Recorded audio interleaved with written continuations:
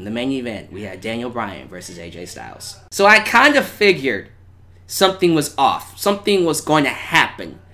When they opened the show with AJ Styles and Paul Heyman talking about Daniel Bryan, Heyman mentioned that Bryan was the #1 technical wrestler in the world. And I'm sitting here going, huh. As the show went on, and it was announced that Bryan was taking on AJ in the main event, I thought to myself, what if Bryan beat AJ? Would they do that?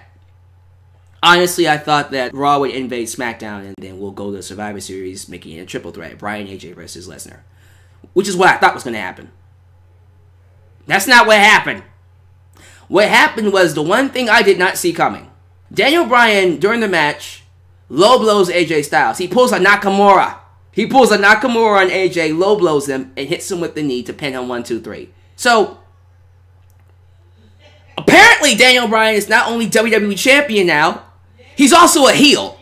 As soon as the match was over, he started stomping the living crap out of AJ. And then he's smiling. He looked like an evil, possessed version of Daniel Bryan. It was really, really cool. And I'm just sitting there going, what the hell is going on?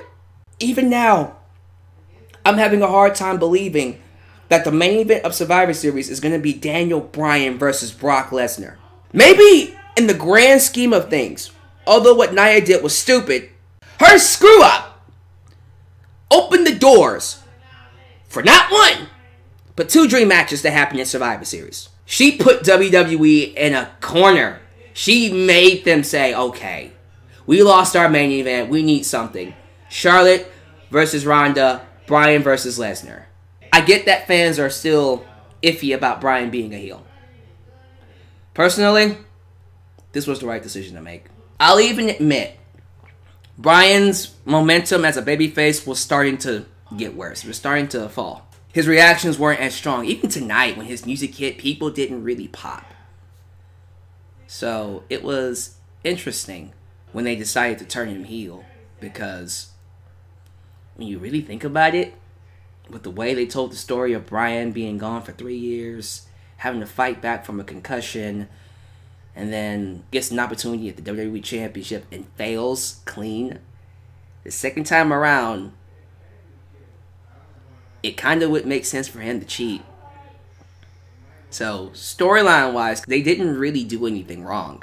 I just had to wonder, do they think fans are going to hate Bryan? By turning him heel, they might have done the opposite and made him an even stronger babyface by making him more vicious and more psychotic. I personally loved it. And I can't believe I'm saying this, but it wouldn't happen if it wasn't for Nia Jax. Nia Jax's screw-up pushed WWE into a corner that they had no choice but to pull out Bryan and Lesnar. Nia Jax's screw-up screwed up things so badly for WWE. They took the belt right off AJ, because he was supposed to hold that until Royal Rumble. They forced the belt on Bryan real early. He was supposed to get it at WrestleMania, but they had to turn him heel for him to get it here, so we can get Bryan versus Lesnar. I have no idea what's going to happen at WrestleMania.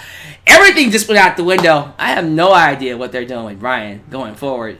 We can't just turn Miz babyface. That's not going to work. That's not going to work. I'm sorry. But you know what? We'll worry about that later. We're getting Bryan versus Lesnar. This match is going to be fantastic. 2 collegiate wrestlers are going to go in there and tear it down. Do I think Bryan's beating Lesnar? Probably not. But, let me throw this at you. With this new recent turn in Bryan's character, what better way to set him up as a monster heel, as a monster, vicious, psychopathic villain, than by having him go into Survivor Series, completely and utterly dismantle Brock Lesnar and make him tap? What kind of a monster heel would he come out as? And then that guy goes on to fight AJ Styles again.